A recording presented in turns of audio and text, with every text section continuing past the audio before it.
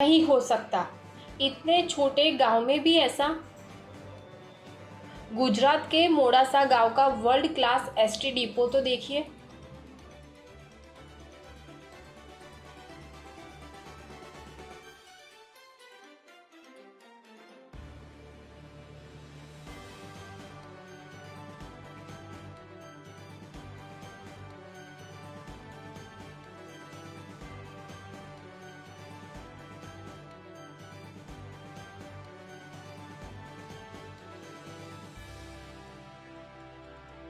जनता देश की संपत्ति को अपने घर की तरह क्यों नहीं संभालती?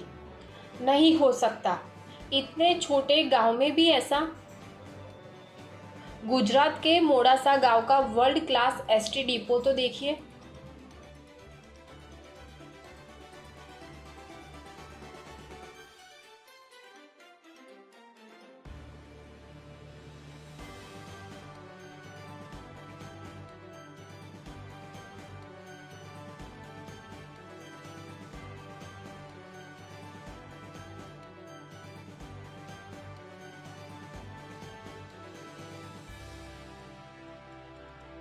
जनता देश की संपत्ति को अपने घर की तरह क्यों नहीं संभालती?